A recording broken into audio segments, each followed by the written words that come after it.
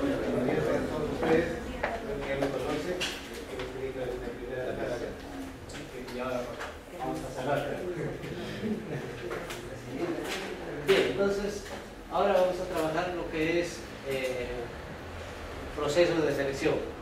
Todo lo que es el desarrollo de los procesos de selección, lo que sí debo poner en manifiesto, lo que vamos a tratar hoy día es solo los procedimientos clásicos, o sea, los procesos de selección que están enteramente dentro del marco de la normativa de contratación pública, ¿ya? Y la modalidad clásica. Entonces, no vamos a tocar otras modalidades, como por ejemplo el convenio marco, como por ejemplo la subasta inversa o los procedimientos electrónicos. Entonces, clásico, ¿de acuerdo? Bien, entonces vamos a iniciar haciendo algunas precisiones, algunas cuestiones previas, que implica lo siguiente. Cuando nos vamos a abocar a la ejecución del proceso de selección o al desarrollo de los procesos de selección, ¿no? Lo menos que tenemos que tener en cuenta es que debemos de conocer las especificaciones técnicas. Cuando se trata de bienes, cuando se trata de servicios, los términos de referencia, y si corresponde a obras, el expediente técnico. Entonces, desde cualquier lugar que se encuentren ustedes, más aún si forman parte del comité especial, entonces, si el objeto del proceso de selección que van a desarrollar o van a tener en cuenta, tienen que revisar o conocer a perfección el objeto del proceso de selección. Cuando digo a perfección, tienen que, no basta, señores, con que firmen las bases, ¿no? Eso no es, no basta con solo leer lo que puede ser el auxiliar o el asistente que haya elaborado, que haya preparado las bases y leer ello, ¿no? Hay que ir más atrás, hay que revisar el expediente de contratación. Además de ello, ¿no? Conocer detalladamente el estudio de posibilidades que ofrece el mercado. Seguramente ustedes, en lo que es actos preparatorios, es muy probable que han visto el tema de cómo se desarrolla o qué puntos deben de considerarse en el estudio de posibilidades del mercado. Entonces, ese documento deben de ser revisados. Hay que recordar que no se otorga puntaje al cumplimiento de los requerimientos técnicos mínimos. Para dar por admitida una propuesta, pues tenemos que señalar de que cumple con lo mínimo solicitado. ¿Ya? Solo si pasa de ese mínimo, que vaya, ahí se otorga puntaje. Por tanto, los factores de evaluación constituyen una mejora para el día. Lo que vamos a dar puntaje son las mejoras, las mejoras que ofrece el proceso. ¿Okay? Hecho esas precisiones, vamos entonces a empezar a desarrollar lo que es el tema de procesos de selección. ¿Qué es un proceso de selección? ¿O qué se denomina? ¿Cómo podemos conceptualizar al proceso de selección? El proceso de selección es un procedimiento, ¿no? Un procedimiento especial que te dispone la normativa de contratación pública, ¿no? Para seleccionar al proveedor. Pero este proceso o este procedimiento especial está constituido de una serie de acciones, una serie de actos. También en algunos casos a las acciones, por un lado le llaman actuaciones, por otro lado le llaman actos. Pero que hay que tener en cuenta nosotros cuando desarrollamos un proceso de selección, que estos actos deben constar en actas. Deben constar en actas. Entonces, ¿sí? La finalidad, ¿no?, les decía de que es seleccionar a la persona natural o persona jurídica que se va a encargar de cubrir el requerimiento, o que va a efectuar un contrato para cumplir, para satisfacer la necesidad tal cual ha sido el objeto del proceso. En otras palabras, la materialización de esa necesidad. Ahí estaba trabajando. Ya. Lo que tienen ustedes en la diapositiva en mano difiere un poco de lo que acá les estoy presentando. ¿Qué tenemos? En los tipos de procesos de selección depende del objeto y del valor referencial, ¿no? El valor referencial está fijado en la tablita, ¿no?, que predetermina la ley anual de presupuesto. La ley anual de presupuesto te da los topes según objetos, ¿no? ¿Cuáles son los objetos? Los objetos son bienes, servicios y obras. Esos son los objetos, ¿no?, para la determinación del tipo de proceso de selección. De ahí que ustedes, cuando revisen las tablas, siempre dicen bienes, servicios y obras. En ninguna parte te menciona consultoría de obras, ¿no? Entonces, dentro de servicios está considerado lo que es consultoría de obras, ¿no? Por eso que un poco el esquema que tienen ustedes la he precisado, ¿no?, de la diapositiva que tienen ustedes en pantalla. ¿Ok? Entonces, la licitación pública es solo para bienes y obras. O sea, no podemos hablar de concurso público para consultoría de obras. O perdón, concurso público sí para consultoría de obras, pero más no licitación pública para consultoría de obras. ¿Estamos? Bien. Por tanto, concurso público es para servicios y también para consultoría de obras. En cambio, la adjudicación directa, que puede ser selectiva y pública, la adjudicación directa que puede ser selectiva, pública, ¿no?, y las adjudicaciones de menor cuantía son para bienes, para servicios, para obras y también para consultoría de obras. ¿Ya? Para bienes, para servicios. Ahora, acá tenemos, ¿no?, la adjudicación directa pública y la adjudicación directa selectiva. Y acá podríamos decir que tenemos también la adjudicación de menor cuantía derivada, ¿no? Un poco para ir precisando las cosas. Ok. ¿Cuál es la diferencia entre una adjudicación directa pública versus una adjudicación directa selectiva? ¿Cuál es la diferencia? Ya. Además del monto de los topes, una adjudicación directa pública es del tope fijado por la ley anual de presupuesto para licitación pública hasta el 50%.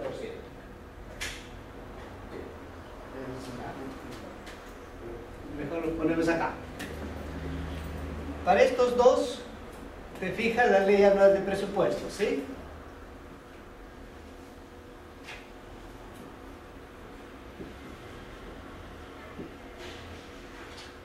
Por ejemplo, la licitación pública para bienes ahora nos dice que son 400.000 soles. ¿Ok? La adjudicación directa pública, su monto va a estar en el rango de 400.000 y 200.000. O sea, del 50% hasta el 100%. En cambio, la adjudicación directa selectiva dice de 200 hasta el 10%, o sea, 40.000. O sea, de 40.000 a 200, ¿no? Acá de 200 a 400 y igual o mayor para la licitación pública. Por tanto, la menor cuantía propiamente dicha es de las 3 unidades impositivas tributarias hasta el 10%. Ahí tiene, ¿no? Igual trabajamos con, pero en el monto fijado por la ley anual de presupuesto. ¿De acuerdo? Bien. Les decía la diferencia entre una adjudicación directa pública y una adjudicación directa selectiva. ¿Cuál es? La diferencia radica básicamente en 2 puntos. El primer punto, como ya lo dijimos, en el monto, los topes, y el segundo es en el acto de presentación de propuestas y de buena prueba. Cuando es adjudicación directa pública, entonces obligatoriamente, por ser pública, obligatoriamente los actos de presentación de propuestas y de buena pro son de carácter público. Y para que sea de carácter público, tiene que haber presencia del notario para dar fe de ese acto.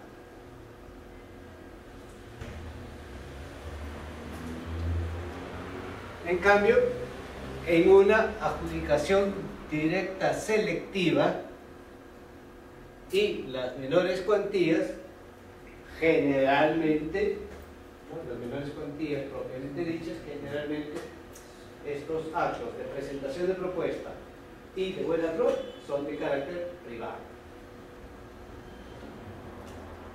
Podrán hacer estos actos en una adjudicación directa selectiva y en una adjudicación directa o en una adjudicación de menor cuantía propiamente dicha. Podrán ser desarrollados de carácter público, ¿no?, los actos de presentación de propuestas y de presentación de propuestas. Sí, pueden hacerlo, pero para que sea acto público tiene que constar ello en las bases. Expresamente tiene que ser convocado, tienen que señalar de que esos actos van a ser de carácter público. Pero está facultado, la normativa te faculta a que sea privado. Por eso les decía, generalmente son de carácter privado. Bien, entonces, hecho esas aclaraciones, ahora vamos a pasar a desarrollar, ¿no?, el siguiente tema. Los procesos de selección, ¿no?, son desarrollados bajo el criterio de si es ítem único, si es relación de ítems o es ítem paquete. Entonces, tenemos acá 3. Hablamos de ítem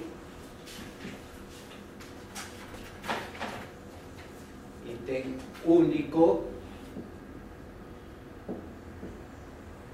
hablamos de relación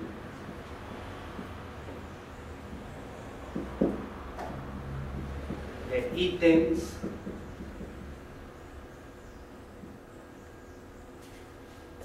y hablamos de ítem paquete. Entonces, ¿cuáles son las diferencias entre esos 3 conceptos? Se dice que es ítem único cuando el proceso de selección está compuesto por un solo objeto claramente definido. Entonces estamos hablando de ítem único, que sería un solo objeto.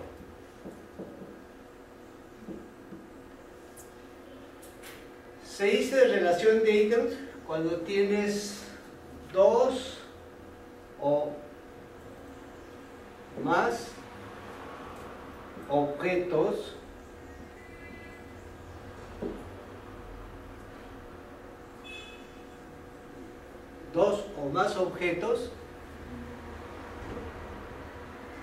diferenciados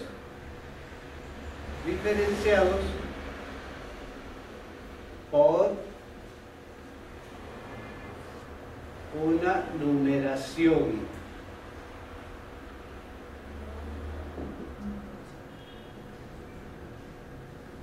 Entonces vamos a hablar del ítem 1, del ítem 2 y así sucesivamente hasta el ítem n, donde cada ítem se constituye en un proceso menor. Cada ítem se constituye en un proceso menor, o donde cada ítem forma parte del proceso determinado. En cambio, se habla de ítem paquete cuando el ítem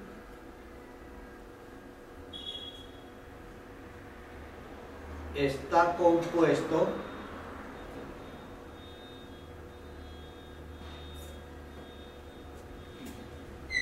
de dos o más objetos. O sea, este ítem va a estar compuesto de dos o más objetos. Supongamos que no quiero hacer relación de ítems, no quiero numerar, le voy a poner solamente un número. Entonces, lo que hago es, así como cuando nosotros comprimimos varios archivos en un solo paquete, ¿no? En un solo archivo, lo empaquetamos, le sacamos similar. Varios objetos, lo comprimo, lo empaqueto y se constituye en un solo ítem.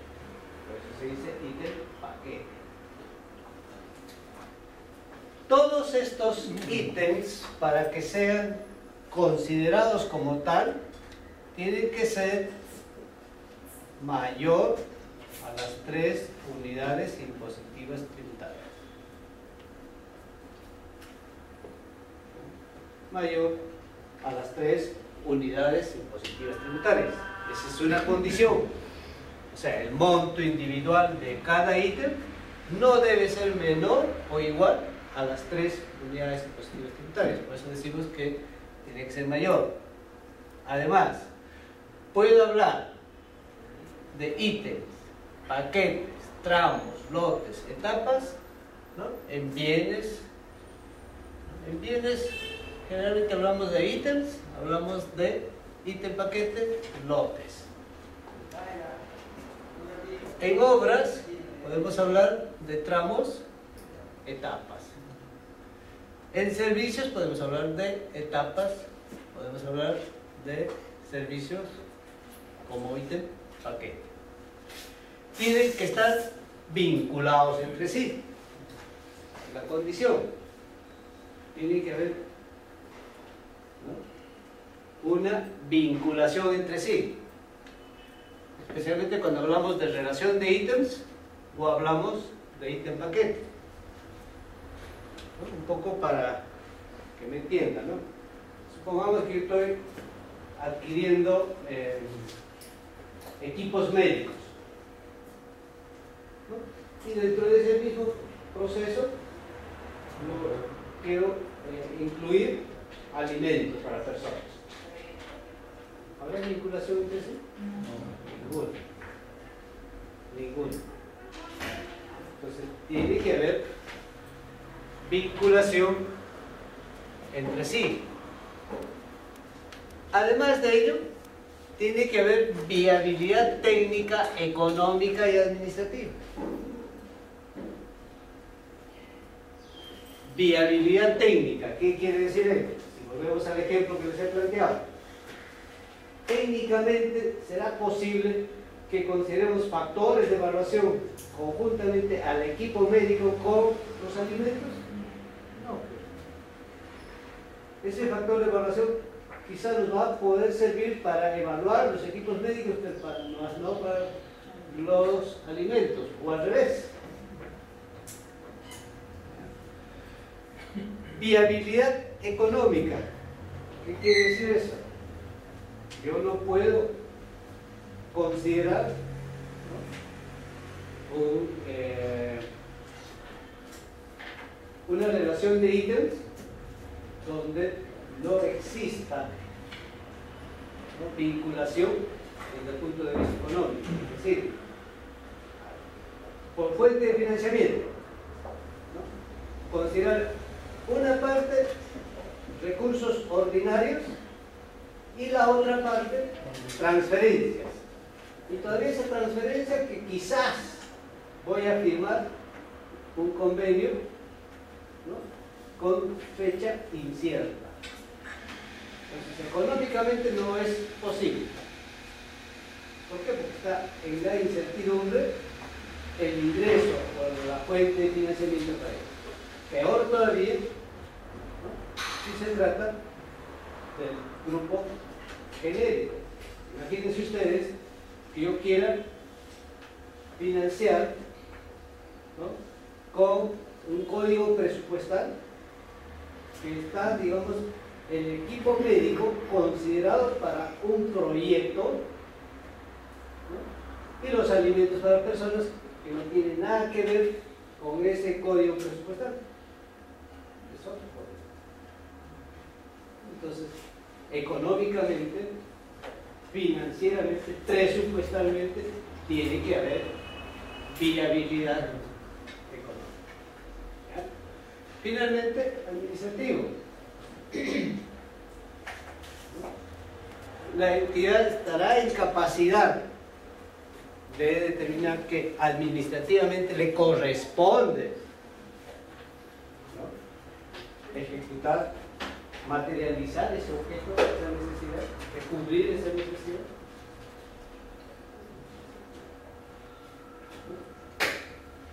Pongamos un ejemplo.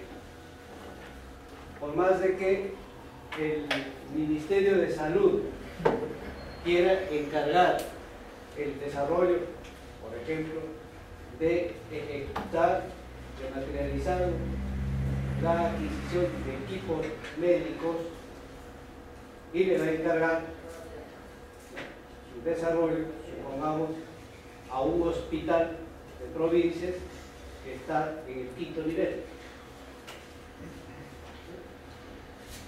o que no le corresponde su nivel correspondiente como para poder ejecutar eso. Entonces tiene que haber capacidad administrativa. ¿Cuándo se dice que tiene capacidad administrativa? Cuando tiene el expertise, tiene la experiencia, tiene los profesionales, tiene, ¿no?, además los aspectos administrativos propios que viabilicen esa contratación, que viabilice la ejecución de ese proceso de acción. ¿Ok? Bien, entonces vamos a remarcar lo que acabamos de hablar y dice, ¿no?, ¿cuándo se convoca? Por paquete, por ítem paquete. Cuando los objetos tienen vinculación entre sí. Además, debemos de verificar la pluralidad de proveedores que puedan ofertar el paquete en su integridad.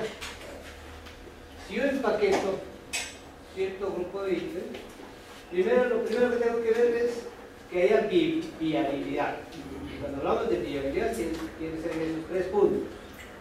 técnico, económico y administrativo. Ya vi que hay viabilidad. Además de ello, tengo que verificar que hay dos o más posibles proveedores. Para que no te objeten, no te pueden observar, te pueden decir, señor, usted está direccionando porque solo él puede cumplir con todos los señalados en este ítem paquete. Y a mí me estás discriminando porque yo no tengo todo lo que usted está empaquetando. Si empaquetamos materiales de construcción, dentro de ello todo lo que son agregados,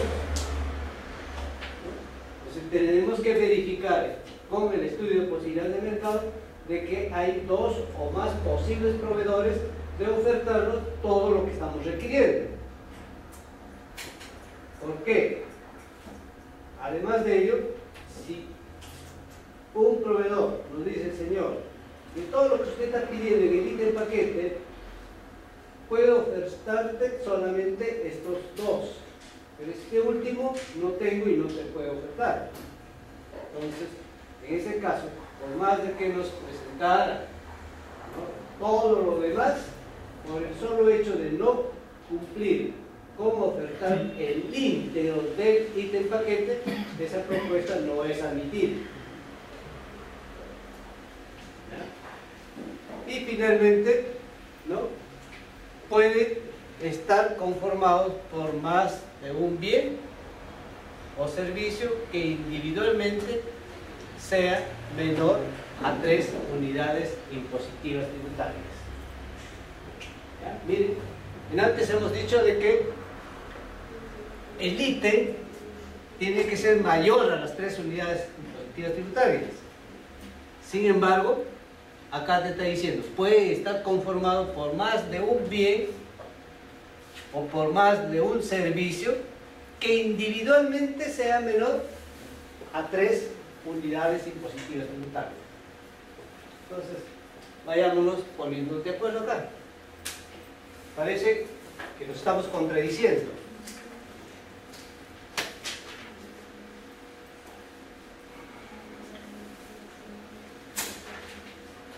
Una pregunta. En el segundo punto donde dice verificar la regularidad de proveedores, o sea, cuando un proveedor no puede ofertar todo el paquete, se podría decir que ese proceso puede ser, ¿cómo se llama? Direccionado. Por relación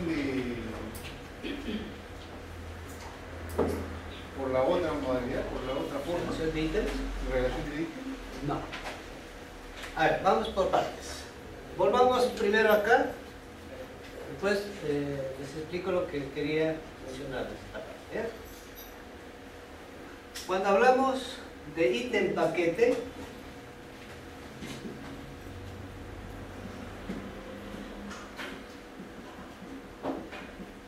¿qué significa? Por ejemplo, si queremos materiales de construcción,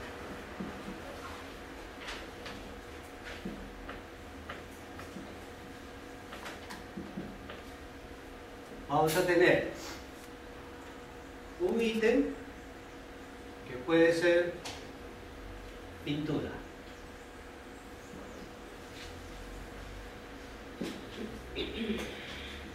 Otro ítem que puede estar constituido por agregados.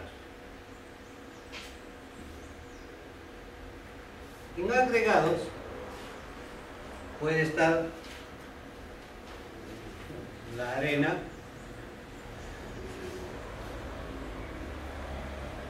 tina,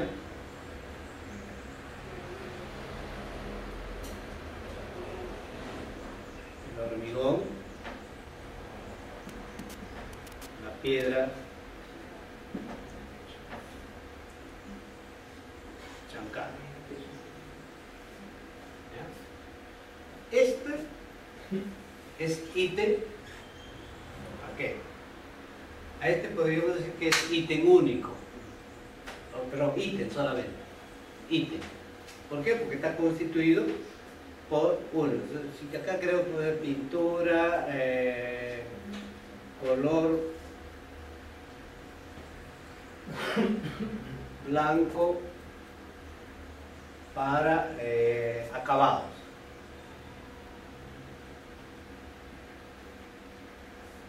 Es un solo objeto. En cambio acá es ítem paquete porque